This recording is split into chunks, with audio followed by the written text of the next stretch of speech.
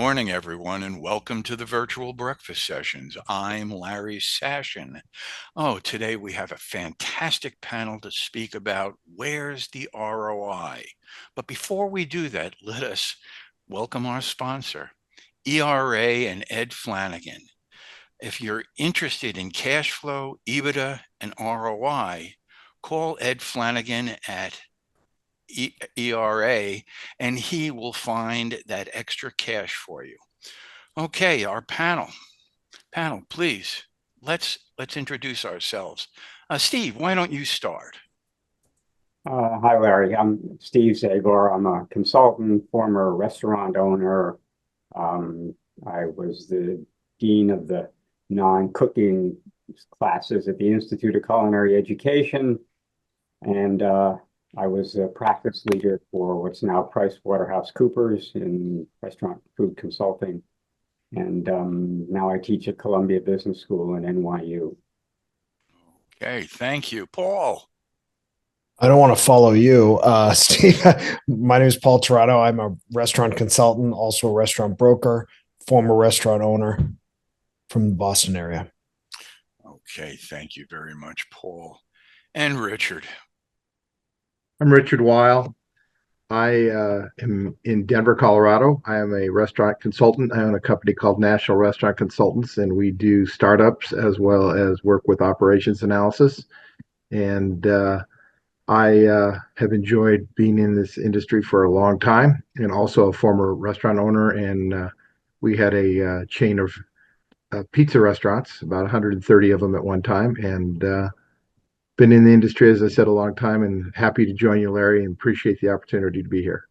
Thank you for coming. Thank you for coming. Fred. I'm Fred Clashman. I'm the editor and publisher of Total Food Service. Looking forward to a great session. Okay. So thank you, panelists. Thank you, guests, for coming. And let's go back to the topic. Where's the ROI? I mean, we've been doing this. This is show number 67, and sometime in every single show, everything reverts back to higher prices, labor costs, labor problems, this, that, and it just seems that so many restaurateurs are working just to keep the doors open and getting a paycheck. It seems to be an industry-wide problem. Of course, there are a few that don't have that problem, but in general, there's a big problem with ROI. Richard, what are you seeing in this? I think a lot of it is due to the old adage, butts in seats. I think we're seeing consumers either trading, like when we saw the Great Recession, 14, 15 years ago, people were trading down. Not necessarily they weren't going out, but this time we're seeing across the country people just not going out as much. I think they've gone from maybe where they're dining out 3 times a week, 4 times a week, that they're dining out maybe 2 times a week. So I think the biggest opportunity for the industry and seeing the declines is consumer confidence and the amount of visitations that they're having, particularly in the middle class, the upper middle class, where they see the shrink coming with their monthly bills. And now that we're heading back to school coming up here across the country, they're making decisions as to whether they're going to have school supplies, food on the table, or dining out options. So I think it's a consumer confidence situation. This is not a political comment at all. It's consumer confidence. We're not seeing them spending the money that they were spending even at the end of the fourth quarter of 23. I think it started to really creep into the second quarter of 24. So I think the ROI effect is butts in seats. It's not for every concept, not for every restaurant, but I think it's a vast overwhelming majority of restaurants are feeling that squeeze. And I think it's the consumer. You can do everything you can in terms of watching that labor number and battling that labor, the hours. You could be battling cost of goods, managing your portions, managing all the components that make COGS. But it really is a phenomenon, I think, associated with visitations, butts in seats is really what I think it's causing the biggest squeeze to keep these doors open of restaurateurs, and the restaurateurs are scared. And I think that's one of the other problems, not only consumer confidence, but when you derail the confidence of the operator, that makes it even scarier. And it's hard for operators to fake it, if you would, or even general managers to fake it in front of their staff. And so I think it is a bleeding effect, that we've just got to get that confidence back in the operation, confidence back with the consumer. Thank you, Paul. Confidence in operators. What do you see going on with that? Well, I think there's the haves and the have-nots. The people that are doing well, they're at the top of their game, happy. But the majority who aren't just live in a state of despair, and it is tough. I mean, I think I've hit on all sides of my own career. I jumped into deep water where I had to find a way to swim out of it. I climbed into deep holes, and I fortunately made it out, and the restaurant succeeded. But there's a lot that goes on, obviously, to running a restaurant, and there's a lot that goes on every single day, and it's a very unpredictable lifestyle. And if you're not making money, it's challenging. And I think what you mentioned before is that everyone gets in, they go 100 miles an hour and they don't look side to side, and you either become defensive. Hi, Desiree. How are you? I'm sorry. Wasn't us. Oh, see, I feel like, you live in a state of constant despair if you're not printing money. I mean, that's the reality. And, when I talk to clients, they're depressed. They don't see a way out, and they don't know how to move one step forward because they become trapped. So it's hard to see a return when that's the way you're living. Thank you. So in an educational vein, what do you see, Steve? I just want to say, because both Paul and Richard were talking about two really important points. One was Richard was talking about consumer confidence and the current economic state, and Paul was talking about how restaurateurs are reacting to what the economic weather is. And it's interesting because I was talking to somebody about this the other day, actually a columnist. The economics of what are happening right now are actually starting to turn the corner as far as inflation goes. I mean, granted, we have a bad stock market bump here and there, but traditionally people react slower than the numbers relate. So there's usually a lag time of anywhere from 3 to 6 months or longer before people start to feel confident again and bring money back into the marketplace. Food is the most emotional purchase we make. And when emotions are being challenged in an economic challenge, it's the one thing that we're going to spend and conserve on the least. The other thing that's happening right now, which is unique, is it's an election year. And what we're hearing constantly from all of the parties and candidates is, you're doing bad, and so therefore we're going to make you better. And there's a constant drumbeat of people telling us how bad we are and how we're doing it. That adds to the pain, and that adds to the lack of consumer confidence, and that adds to the fear from operators. And most of this isn't going to be alleviated until probably the election is over. And I think, we're going through a downtime, and Paul is absolutely right. Most operators are in despair. I mean, I could go on and on. I just got a call from one the other day, and exactly what Paul was saying. He has no idea what he needs to do now. His sales have dropped 20%. He's a long-term successful restaurant in an opulent suburb. So both of these things, I think, are happening. It's the current trend of what's going on. And you're right, there are restaurants that are doing relatively well throughout this, but the marketplace is not asking for well right now. The marketplace is making us feel bad. Okay, Peter Herrero, please unmute yourself. So you heard what we're talking about now. Let's talk about the actual person who's in the pits fighting this every day. Good morning, everyone. Peter Herrero, New York Hospitality Group. I run a 90, for the last 38 years, I run a 90 2-year-old restaurant, a couple cafes, and a little catering on the side. I agree with the gentleman this morning. I will tell you, I've never run anybody else's race. I run my own race. So I'm paying the bills. I'm paying my staff. We're learning, we're growing. I don't need to be all things to all people. We've kept our prices pretty reasonable, but in our world, I guess we're lucky. We're not a specialty restaurant. We're a neighborhood bistro. So they're looking to come out and get value. It's not necessarily the steak. We used to have a prime rib dinner every Friday and Saturday night, and we did phenomenally well. But the food cost was insane.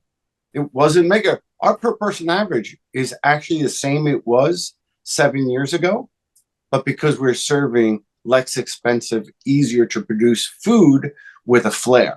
So I agree with everybody, but I do think there's an opportunity out there for to-go food, an opportunity for happy hour. Happy hour is up. I've never seen happy hour the way it is. And yes, we have to cut some deals and with liquor companies we call them our bistro wines, good juice. I wouldn't drink the wine and it's not memorable, but it's good with a little food and cocktail. But I do agree with everybody. It is very challenging, but we have to run our own race, not anybody else's race, because the offices are not coming back. Thank you. Thank you. Thank you. So we've drawn a picture of the problem. We've drawn a picture of the problem. We heard a restaurateur who's said he's running his own race. How do we climb into your client's race? How do you help that person solve the problems we just spoke about? Rich?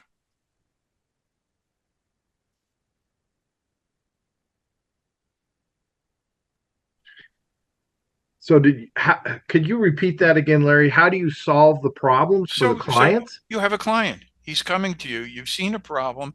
How do you climb into this client's situation to help right the ship? What is the process? What do you do that this client can't do himself? Well, mostly we're going to turn our ears open. We're going to listen. We're going to listen a lot. We're going to allow the individual to, if you would, bleed it out, get it out, and then we're going to really do the paralysis of analysis, if you would, and get underneath it and see what the heck they're talking about. I like what Peter said. You run your own race. Every restaurant, even if you're a small chain, large chain, it doesn't matter. Each location has its own race. You have your own market, your own clients. It's basically marketing 101, their needs, wants, and desires, and how you're going to fulfill them. And if you're listening to the client, to the operator, and then they're listening to their staff, because a lot of times right now we're finding the answers are with the staff. The staff, they understand what the client, the guests are looking for. Listen, and then get those eyes open. And I can't profess to say that I have the answers. I don't know what the other folks on this panel believe, but the answers are generally inside the restaurant. They're usually with the staff. They're usually with the customers. We'll go in and we'll even talk to customers, but talking to the operator, there was an old adage, and Charles will laugh when I say this, but the fish stinks from the head first. And truthfully, if the operator believes that they're going to be the Eeyore of Winnie the Pooh and it's woe is me, then until you undo that woe is me, you're not going to be able to fix it. So I think it starts with the head fish, and you work it all the way down into the staff, and you find out what the answers are, and you listen, and make decisions. Be nimble enough, and don't be so damn proud of what you've been doing for X amount of years. Listen and adjust to what makes good business sense. Here, Paul. So hold on. Does that mean that the problem is not what Steve said, that 20% less people are coming into that restaurant to begin with? Does that mean it's a problem internally, or does that mean as a group we're having a problem attracting diners and patrons? Well, if you're asking me, I believe it's both. I think there are people want to dine out. I don't think people don't want to dine out. I think they do want to dine out. There's multiples and multiples of competitions. huge amounts of competitors. Everybody's fighting for a number out there. So I think you've got to just be doing the things as a leader, as an owner, to make the decisions that will affect your own race, if you would. What Peter said, I love that. You run your own race, and you've got to make the adjustments that you need to do to. Again, it comes back to what those customers and what the staff are telling you, because the answers generally are in the restaurant. Yeah, marketing or promotions, getting out in front, being smart, being wary of what people are looking at and wanting. I think Paul's probably gonna weigh in on this. I hope he is. He looks like he's ready. Yeah, but that's very my well thought. said. Very Um, well said. I totally agree with everything you said. A lot of this is therapy, sadly. I think what we're doing. When I sit with people, when I had my own restaurants, I would constantly, I think that was my unique skill set, as I don't even know if you call it a skill set. I would listen. And I would have customers say, "You're the only. It's unbelievable. You listen to everything we tell you." Like, and I'm like, I wanted the advice because I didn't want to be poor. I think that was really what it came down to. I wanted to improve my game. I didn't want to be poor.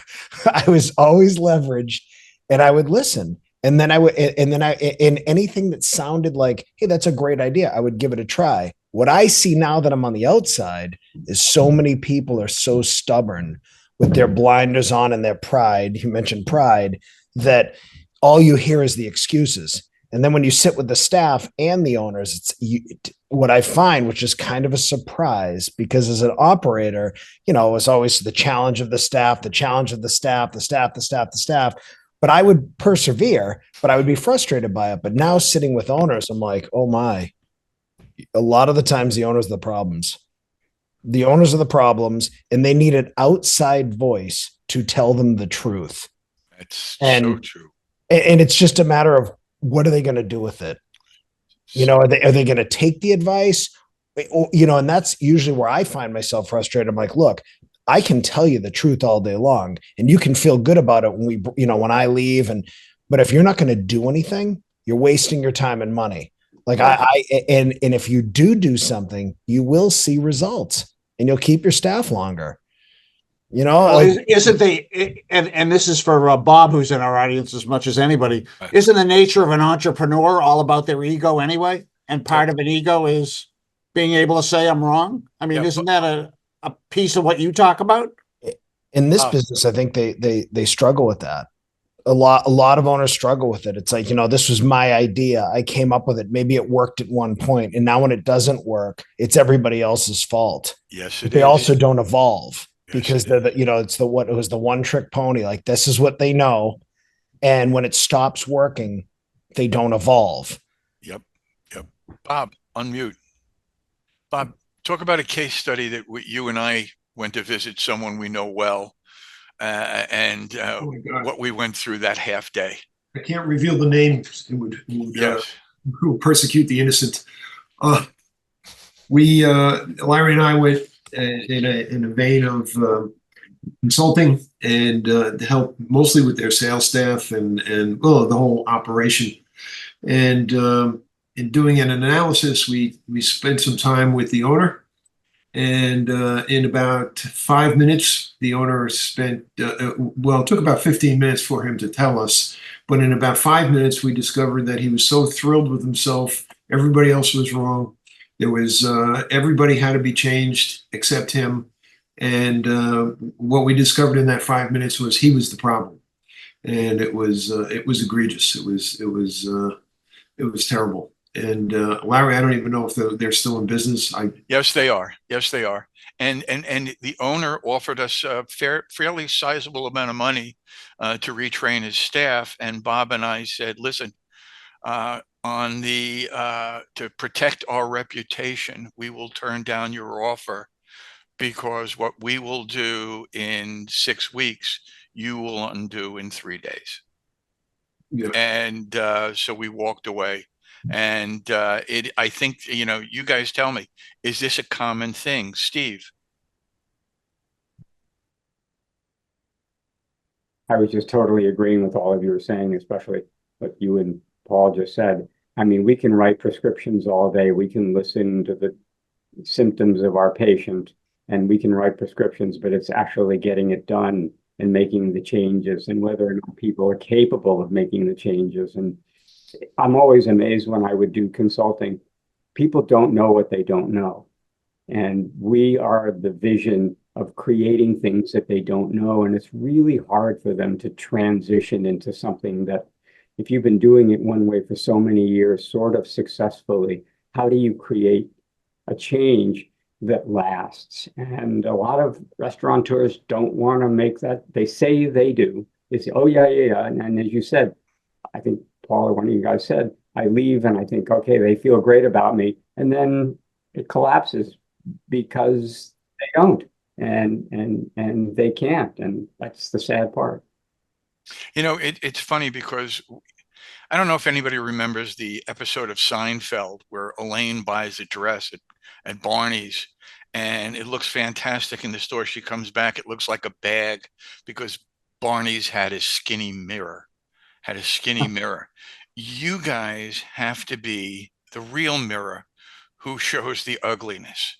So how in a world of egos, and which seem to have turned everybody's fragile egos, how do you get that restaurant tour to realize that the warts on the nose are his? Paul?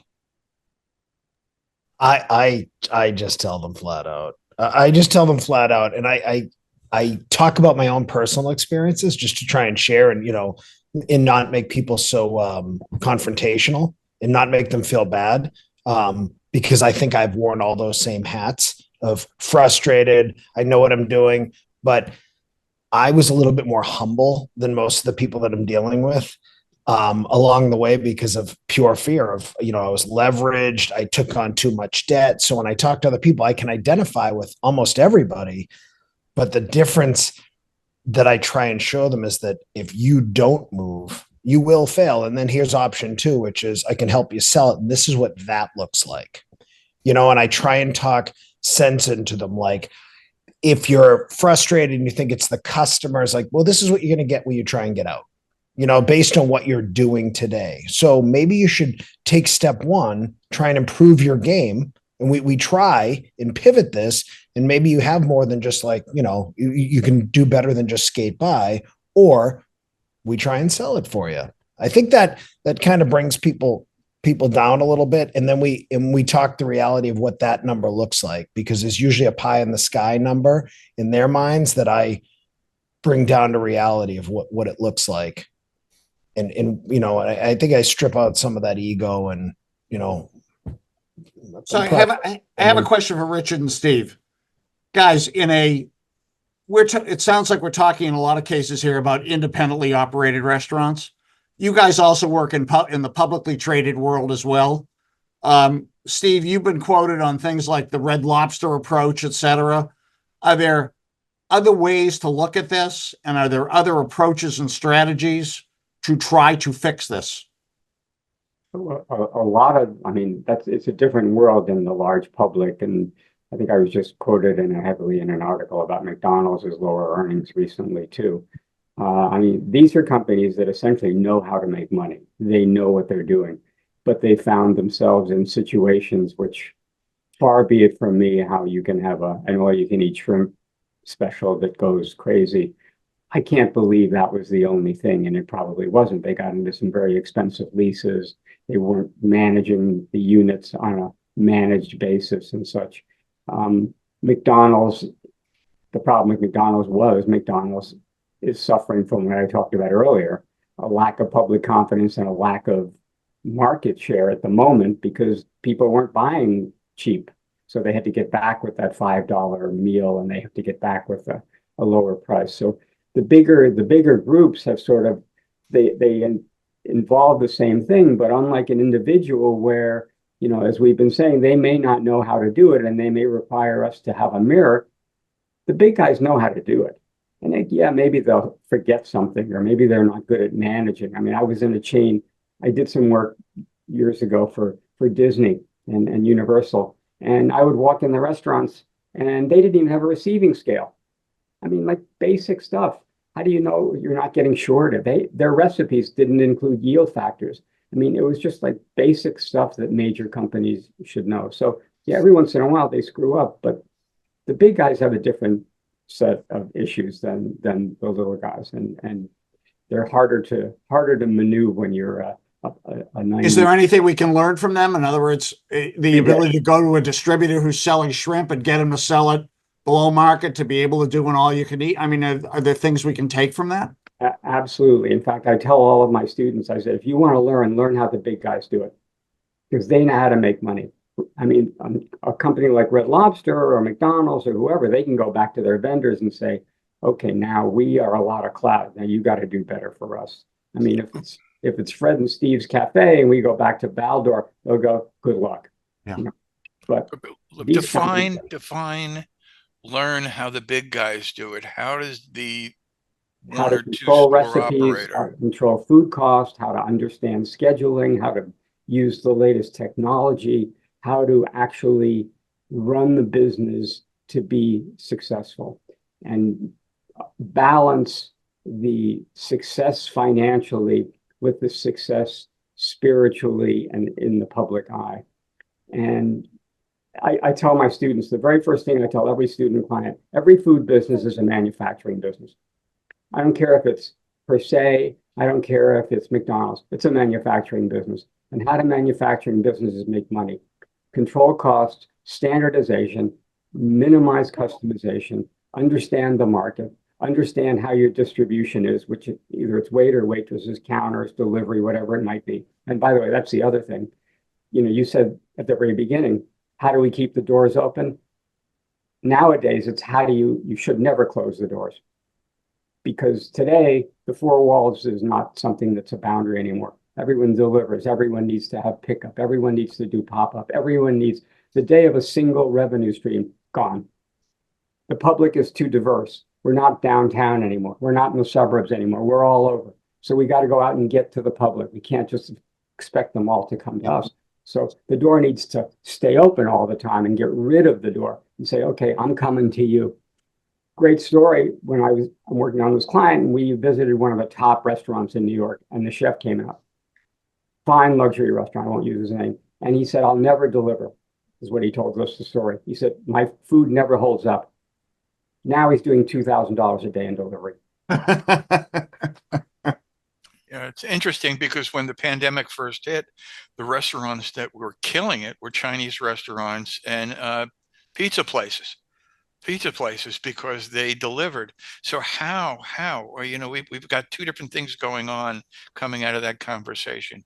How do we change a business to delivery and the use, and Steve brought it in, Fred's favorite subject. How do we introduce technology into the mix in a restaurant where everything has been done by hand, everything has been passed by mouth? I'm going to take a shot at a couple of these last few minutes. First and foremost, and I think Fred's going to love this comment, read at least 3 to 4 articles every day of the week, maybe 6 times or 5 days a week. The answers are out there in the trades. There's a lot of information out there as how the big guys do it and how even some independents have been successful. How you can learn by just reading. And I'm not suggesting that you have to go to every trade show, but trade shows are also going to help you because there's a lot of networking that can go on and can teach you how the big guys do it. I think Steve hit it. I'm not going to go into that again. I think he's absolutely right. It's blocking and tackling that the big guys do better than anybody because they know they've got the resources to be able to block and tackle. I think the other piece is that you start to think about the technology side of things. You can't get so tech that you start to wear your customer out either, or your staff. You've got to be smart with the balance. There's a good balance out there on tech. We're still in the people business. Customers still want to be served in full service restaurants. They want to be served politely, nicely, and efficiently. And so technology can help. Obviously, handhelds have assisted a lot of the servers in the ability to be able to be better at taking the orders or even getting the orders, if we would, fired off to the kitchen or to the bar. Those things are certainly very helpful. The kitchen display system, KDSs, are very helpful in terms of keeping things organized, but you can't get so tech savvy that you start to upset your customers either. McDonald's as such have, just like I was in the pizza business. I'll give you this example. We loved when the Big Four got on TV in the fall. We loved it because they taught the world how to eat pizza. We didn't need to teach people how to eat pizza. And the kiosk at the airlines have taught people how to use a kiosk. And now McDonald's, etc., have taught people how to order online. Now, we know that Chili's and the Brinker Group are coming back to more technology and an improved at the table being able to pay. So certain things at certain levels of dining will work for efficiency and technology, but I believe there's still the opportunity that customers want to be served. Customers want to take that breath away, that time to be served, and perhaps escape, if you would, for that 30 minutes, 45 minutes to an hour, and be able to enjoy a moment out and dine out. Even at a fast casual, I think there's those opportunities. Perhaps not as much in the fast food side, because that's certainly about meeting your needs as far as physiological, getting food, getting it done quickly, etc. But I still believe there's that opportunity using technology for that balance. I think you've got to be careful to make sure you're not getting so teched out there that you're overdoing it with your guests and that guest experience. Remember, we're still in the people service. Hospitality is still part of our industry. Hospitality. I still believe we're in the hospitality industry, and I think probably Peter would agree with that. I think that's one of the things. He probably feeds people food, but he feeds them hospitality. Peter? The big question, I just have to jump in here, is, and I've been asking this a lot, what is hospitality? And is hospitality the same to a baby boomer as it is to a Gen Z or an X? And it's not. I've had this discussion with my son, who's like Mr. App, Mr. Tablet, and he looks at great hospitality as an incredibly great intuitive app that knows him, that knows his preferences, that basically is his friendly coach. Where, I'm a baby boomer like you guys, or some of you guys are. Maybe I'm older than anybody except maybe Larry, and you and I are the same. Where I like to have a face and a smile and something. My son said, that's nice, but a well-designed app is also a great thing for hospitality. And you can tell by the companies that have great apps like Shake Shack and Taco Bell, Starbucks, their average check is much higher on the app than it is in person. Okay. Peter. I want to jump into this one thing. Okay. So within the last 2 weeks, this battle with McDonald's with this $5 value meal, that's become, the one thing, and I listened to the guy from Bloomberg the other day talk about it as well. The one thing that's missing is there's never any talk about the quality of the food. In other words, we talk about food production, we talk about hospitality. Somewhere we lost a great hamburger or something that, a terrific pizza. What happened? The people are not going to fast food. If you want a great fast food hamburger, you go to Shake Shack. You don't go to McDonald's. If you want a $5 meal, you go to McDonald's. It's know your audience. No, but the point that I'm making, you sort of missed my point, which is instead of a race to the bottom with a $5 meal, why not go the other direction, which is to create a menu item of high quality and bring back somebody who may have used to have been a customer? Why is that wrong? It's not, but maybe for McDonald's it is. I don't know. Okay. I don't. That's my somebody. Paul, Richard, is there any value to quality food that tastes good? Have we lost that as part of the agenda? I'm all about the quality food first. Quality food first, yeah. 100% quality food first. Yeah, I think, and the American, in a restaurant, people want, well, they go to the restaurant they think tastes good, but in a restaurant, you're looking for quality. Do you ever go to the store and buy an apple? They taste like cardboard. They taste like cardboard. And this is what people are getting used to dealing with. So how do we maintain the quality on this? Or do we gear the quality of the restaurant to their expected patron? Exactly. It's who every market perceives quality in a different way. If you go to Per Se and you spend $500, you're buying art. You go to McDonald's, the quality might be the chicken sandwich. And by the way, that I always found, you guys probably know this as well, over half of McDonald's sales now are chicken, which has always been a shock to me. You always think of McDonald's as a hamburger business, but you're right. And is that driven by Chick-fil-A as a competitor, or is that driven by what's it driven by? By the public. The public looks, Yeah. That's why you see they have like 20 different chicken sandwiches now on their menu. Exactly right. And public perceives a little bit more quote unquote health, although McDonald's has said they're getting rid of salads now. Beef is taboo. Beef Yeah. is taboo. Chicken is wonderful. They forget about the fact that it's stuck in a fryer. It's done this. Everything is done to it. What's done to it, but it's a healthier form of killing yourself more slowly. That type of thing. So, Can I Charles, say something? Please, Robert. Is anybody on this call, or is anybody shocked, or does anybody labor under the belief that McDonald's mission is an altruistic one, to feed people good food, or are a lot of restaurants on some sort of mission to make everybody healthy? I actually believe that these fast food places, McDonald's with the $5 meal, and many restaurants with their menus and what they're doing, are only trying to turn dollars. They're just getting people in there. It doesn't almost matter what they're serving. So to answer your question, Fred, does the taste of food matter? Does the quality of food matter? As a civilian, I can tell you, yeah, sure, you make a decision on that. But from the restaurant's perspective, they're going to serve anything that gets people in there to turn dollars. I hate to be so cynical about it, but it's McDonald's in particular is that example. They're losing customers because people go to Shake Shack, get a $5 value meal. People are not coming because they don't perceive it as healthy enough. They're serving salads. They don't care that the people are getting sick from eating their meat all the time. They just want the dollars. So that's my cynical observation. I just wanted to.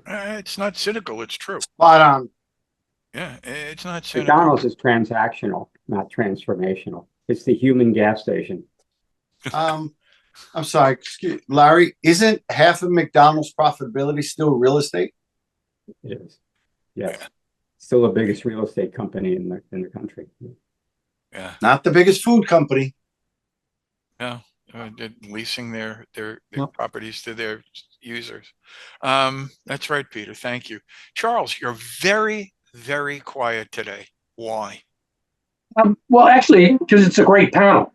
And to be totally frank, I mean, unfortunately, we're preaching to the choir here.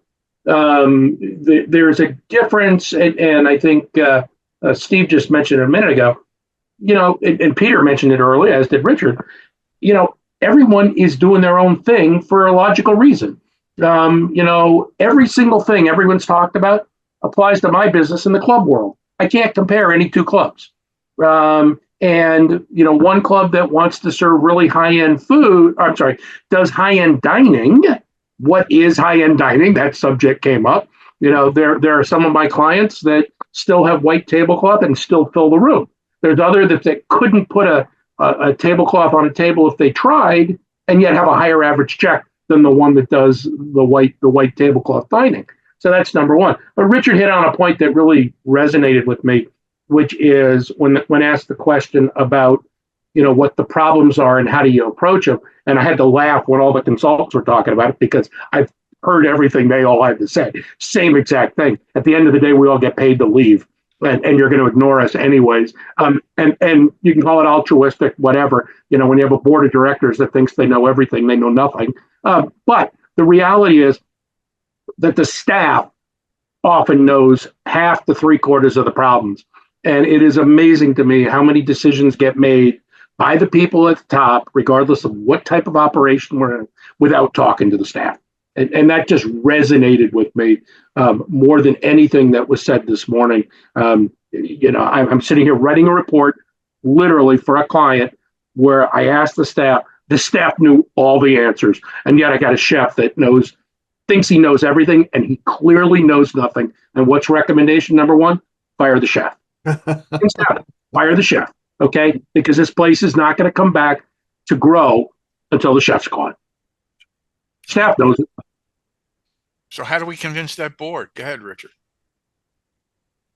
Well, you hire me, and I sit in front of the board and honestly say, you knew what the problem was, okay? And I'll say that in those words, okay? And the fact is, you have to fire the chef, and I'll sit there and I'll list half a dozen things that any of you would cringe. Whether it's, the chef that yells in the kitchen at the staff. Why is that acceptable? It wasn't acceptable 20 years ago, even though we allowed it, okay? It's not acceptable today in the world in which we live for 1,000 different reasons, okay? Why are you letting the chef do all this stuff? And then you look at me and say, I don't know where the problem is. You know exactly what the problem is. And I will literally at some point say, why am I here? Your general manager knew the answer. You ignored your general manager. I appreciate the business, but you got the answers in-house. But now you paid $25,000 to hear me write a report. And you can do whatever you want with it, but you're not going to grow. So it seems to all go back to listen instead of speak. And that is, listening. I'm guilty of it myself. Listening is the hardest thing to teach someone. Steve also said it earlier too. And he used a very specific example that makes me laugh. I honestly can tell you that I probably do 3 or 4 of these kind of things a year. If I do 4 of them, 3 of them don't own a receiving scale. And it just blows my mind. Okay. Just absolutely blows my mind. Maybe it's because I'm a former Hilton corporate purchasing agent, but how do you have a food and beverage operation that you don't have a scale? I mean, I'm sorry, just like brick and mortar 101. Yep. By the way, I worked with a client, and this is a great idea you guys could take from this. Before every front of the house member left every shift, they were required to put a comment card in a box of how we did every day, every shift. Wow. And Wow. We learned that from Richard Melman. And it was the most fantastic thing. In the morning, I'd read those comment cards, and some of it was crap, but some of it was, a customer was complaining the soup was cold. And then I read another one, another comment, the customer said the soup wasn't warm enough. So I went in the back, the soup warmer wasn't working. No one said anything. But that was a requirement. That little, I tell my students comment card, they go, what? So we could technologically make that happen. But it's an institutionalized, is what we were talking, it's an institutionalized element for a solution. And that helps. Sometimes you get 99% right, and that one thing will kill the meal. And cold soup is one of them. That's it. So, guys, we've come to that time in the show where we're approaching an end.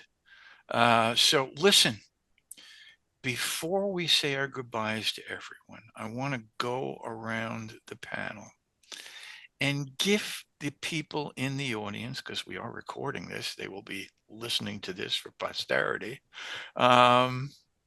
give them something to remember, some point that you want them to know. Richard, why don't you start? Well, I think this has been a great session. I've enjoyed being a part of it. So thank you again for giving me that opportunity. I really think the takeaway here is listening. I think get your staff involved, turn the pyramid upside down. The customers at the top of the pyramid, and then your staff, and don't forget your vendors. I believe your vendors, we haven't talked about that today, but your vendors have a wealth of information for you. And I don't care if it's your produce vendor, your protein vendors, or your dry goods grocery, even your non-foods vendors. They have answers for you. They're networking, they're out there. So turn the pyramid upside down and make yourself last. Make yourself last. Don't be so darn proud of what you're doing. And unfortunately, forget about grandma's recipe that has 11 ingredients and you're only using 4 of those. You're using 4 of those for one item, and the product, the P mix that you're looking at says you're not selling anything, you're not making any money. You can't be so proud that you can't make changes, but turn the pyramid upside down. Thank you, Richard. Paul.